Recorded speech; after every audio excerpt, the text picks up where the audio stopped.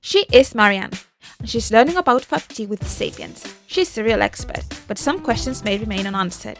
And here is where Zap, our AI assistant, plays its role. So Marianne asks Zap, and our smartboard knows who to send the question to. It goes to Rebecca, and it takes less than a second for Rebecca to answer. Rebecca's on fire. She's always super quick. But Rebecca is not the only one who has a voice in this. Edward, another expert in the field, confirms that Rebecca's answer is correct. Marianne has now her answer, just in time before her next task. Let's go now to Anna.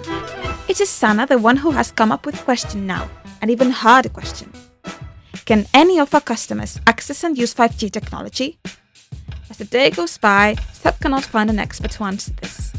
But unanswered questions power our learning and help us improve. We use gamification to encourage users to ask. That's super, Anna. Your question is a treasure. Everyone can check the knowledge dashboard, see their learning evolution, and know the fields they are experts in. Zapiens connects experts from different areas and builds a learning community.